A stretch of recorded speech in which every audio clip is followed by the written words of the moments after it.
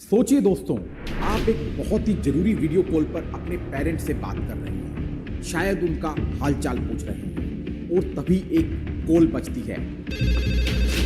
आप टेंशन में आकर माता पिता का फोन काट कर उसे उठाते हैं और सामने से आवाज आती है, नमस्कार सर, मैं एसटीआई बैंक से स्वाति बात कर रही हूँ। कांग्रेचुलेशंस। सर, हमारे बैंक के सालाना लकी ड्रॉ में आपका अकाउंट नंबर पहले नंबर पर निकला है। क्या आवाज आती है, सर मैं राहुल शर्मा बोल रहा हूँ। मुथूट फाइनेंस से और आपको मुथूट फाइनेंस गोल्ड लोन दे रहा है अट्रैक्टिव रेट ऑफ इंटरेस्ट पर। ऐसा लगता है जैसे किसी ने आपकी प्राइवेसी पर कचरा फेंक दिया हो। अब बोल कहाँ से रहे? अरे तो बोल कौन रहा भाई है? अरे सर, नाम जान के क्या करेंगे आप? आपको ऐसी कॉल्स पर बहुत गुस्सा आता होगा, लेकिन आप अकेले नहीं हैं। ट्रू कॉलर की ग्लोबल स्पैम रिपोर्ट की मानी जाए तो हर इंडियन यूजर को अप्रोक्सीमेटली एक महीने में 20 ऐसी कॉल्स का सामना करना पड़ता है, जहां एक अनजान कंपनी आकर उनके प्राइवेट मोमेंट में इन्वेड कर देती है। नमस्कार, मैं एसटीआई हेड ब्रांच से स्वाति मिश्रा बात कर रही हूँ। आपको लगता होगा ये सिर्फ एक एनोइंग कॉल है। बिल्कुल नहीं, ये आपकी प्राइवेसी की नीलामी है और सबसे ऊंची बोली लगाने वाले को आपके नंबर बेच दिए जाते हैं। लेकिन सबसे बड़ा सवाल यहाँ पर यह है कि इनको आपका नाम, नंबर और यहाँ तक कि इनकम डिटेल्स तक बेचता कौन है। अगर आप भी इन सब प्रॉब्लम्स का शिकार हैं तो बने रहिए इस वीडियो में हमारे साथ। चलिए इस डेटा के बाजार को शुरू से समझते हैं। इंडिया की टेलीकॉम मार्केट आज सबसे बड़ी टेलीकॉम मार्केट में से एक है, जहां 1.3 बिलियन यूजर्स हैं। और इन कंपनीज के लिए हम सिर्फ यूजर ही नहीं हैं, बल्कि एक डेटाबेस है, एक ऐसा डेटाबेस जहां पर ये कंपनीज आज 15% से भी ज्यादा ग्रोथ रेट से ग्रो कर रही हैं। लेकिन ये प्रॉब्लम आज की नहीं है। जैसे जैसे डिजिटल इंडिया बढ़ता गया, हमारा डेटा ऑनलाइन प्लेटफॉर्म्स पर फैलता गया। हमने हर ऐप, हर वेबसाइट, हर शॉपिंग मॉल को अपना नंबर दे दिया, बिना ये सोचे कि हमारे पर्सनल मोमेंट्स अब प्रोडक्ट बनते जा रहे हैं। सोचिए, आपने एक दिन पॉलिसी बाजार पे सिर्फ अपनी कार का इंश्योरेंस का प्रीमियम चेक किया और अगले ही दिन से 10 अलग अलग इंश्योरेंस कंपनीज के कॉल आने लगे कार इंश्योरेंस के लिए। आपकी हर ऑनलाइन एक्टिविटी को ट्रैक किया जा रहा है और आपकी एक डिजिटल प्रोफाइल बनाई जा रही है। लेकिन आपका डेटा सिर्फ ऑनलाइन एक्टिविटी से ही नहीं पहुंचता है, बल्कि इसके पीछे की कहानी और खतरनाक है। तो आइए समझते हैं ये डेटा चोरी का सिस्टम कैसे काम करता है। इसको ब्रेक डाउन करते हैं 3 चैप्टर्स में। पहले चैप्टर में बात करते हैं कि ये डेटा आता कहां से है। ये डेटा आता है डेटा ब्रोकर से। दूसरा जो सिस्टम है डेटा का, वो इससे भी कहीं खतरनाक है, जिसे हम डेटा लीक का नाम देते हैं। क्या आपको लगता है कि बड़ी बड़ी कंपनी जैसे एसबीआई बैंक, मोबीक्विक में आपका डेटा सेफ है? बिल्कुल भी नहीं। पिछले 5 सालों में 500 मिलियन इंडियन यूजर्स का डेटा इन सब पोर्टल से चोरी हो चुका है।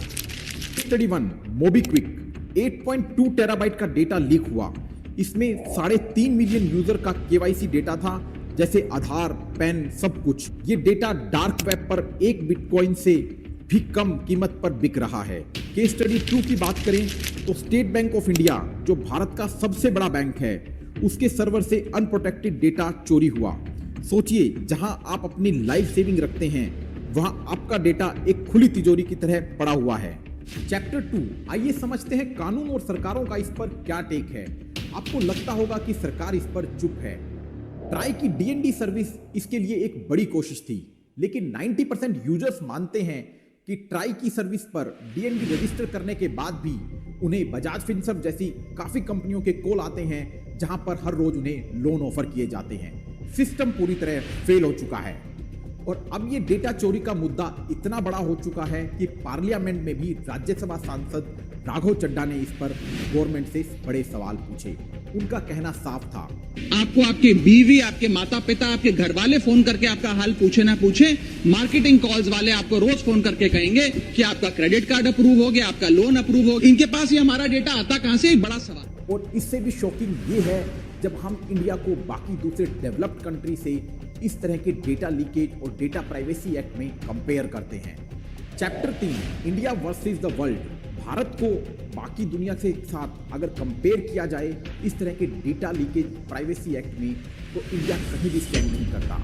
यूरोप में जीडीपीआर कानून लागू है, जहां पर अगर किसी कंपनी का डेटा लीक होता है तो उन्हें अपने ग्लोबल रेवेन्यू का 4% एज ए फाइन पे करना पड़ेगा। सोचिए, इंडिया में अगर जीडीपीआर कानून लागू होता तो एसबीआई और मोबीक्विक जैसी कंपनियों को डेटा प्राइवेसी की अहमियत समझ आ जाती। और ये कॉल सिर्फ अनोइंग नहीं है, ये आपके बैंक अकाउंट और आपके घर के बड़े बूढ़ों के लिए बहुत खतरनाक भी है, क्योंकि कब ये प्रमोशनल कॉल फ्रॉड कॉल में कन्वर्ट हो जाएंगे ये आपको पता भी नहीं चलेगा। आरबीआई का 2023-24 का डेटा कहता है कि भारतीयों ने 30,000 करोड़ रुपए डिजिटल फ्रॉड में गंवाए हैं और इसी तरह के मैसेजेस और कॉल इन डिजिटल फ्रॉड का सबसे बड़ा साधन है। और इस तरह के फ्रॉड कॉल्स का मोडस ऑपरेंडी बहुत आसान है। आपको बस एक कॉल आता है कि सर मैं एबीसी बैंक के वेरिफिकेशन डिपार्टमेंट से बात कर रहा हूं, आपका डेबिट कार्ड ब्लॉक होने वाला है। राहुल शर्मा बोल रहा हूँ। तो ब्लॉक कैसे हो गया ऐसे कार्ड और मेरा? ओटीपी बताते ही आपका बैंक अकाउंट खाली। हाल ही में जमतारा करके एक वेब सीरीज आई थी जिसमें इस तरह के पूरे फ्रॉड का मोडस ऑपरेंडी क्लियरली बताया गया है।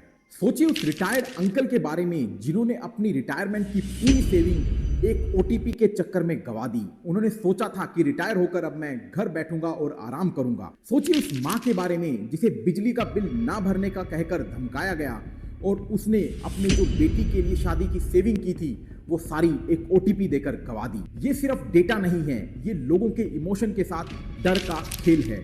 ये कॉल हमसे हमारा मेंटल पीस छीनना चाहती है। ऐसा लगता है कि हर अनजान कॉल एक फ्रॉड कॉल होगी, लेकिन कभी कभी लगता है क्या पता शायद रियल में ही कोई इमरजेंसी हो। लेकिन इस स्पैम के ढेर में रियल इमरजेंसी वाली कॉल्स भी कहीं धूमिल हो जाती हैं। तो अब बात करते हैं सॉल्यूशन की। क्या इस अंधेरी टनल में कोई लाइट नहीं नजर आ रही? एक लाइट शायद नजर आ रही है, the digital data personal act 2023, जहां पर यह प्रोविजन सरकार ने किया है कि अब इस तरह की कंपनियों को 250 करोड़ तक का जुर्माना देना होगा। ये अमाउंट इतना बड़ा है कि अब कंपनियां डेटा को लाइटली नहीं ले सकती है और ऐसी किसी भी कोताही करने पर उन कंपनियों को अंजाम भुगतने को तैयार रहना होगा। अब बजाज फिनसर्व जैसी कंपनी आपको कॉल करके कोई भी प्री अप्रूव्ड ऑफर नहीं दे पाएगी, लेकिन ये एक कानून है जिसे सरकार और जनता को साथ मिलकर अच्छे से लागू करना होगा ताकि आपका पर्सनल डेटा सिर्फ आपका बना रहे। आइए जानते हैं वो 3 तरीके जिन्हें यूज करके आप डेटा फ्रॉड और डेटा लीक जैसी चीजों से दूर रह सकते हैं। पॉइंट नंबर 1, आपका नंबर एक प्राइवेट प्रॉपर्टी है और इसे अपने पास सेफ रखिए। हर किसी को अपना नंबर सेफ मत कीजिए। पॉइंट नंबर 2, आप ट्राई का 3.0 DND यूज कर सकते हैं या व्हाट्सएप का report and block feature use कीजिए और इसे रिपोर्ट मर्सीलेसली कीजिए ताकि स्पैम्स को आप जल्दी से जल्दी ब्लॉक कर सकें। पॉइंट नंबर 3, अपने घर के बड़े बुजुर्गों को OTP, KYC और फाइनेंशियल इंफॉर्मेशन के बारे में जानकारी दीजिए। ये सवाल आपको उस सोच पर मजबूर करेगा कि जब तक हम अपने डेटा को वैल्यू नहीं देंगे, सरकार या कोई भी प्राइवेट कंपनी हमारे डेटा को इसी तरह मिसयूज करते रहेंगे। दोस्तों, आपके द्वारा किया गया एक शेयर इस वीडियो का आपके किसी रिश्तेदार या दोस्त को फ्रॉड कॉल्स और उनके मानसिक सुकून को बचा सकता है।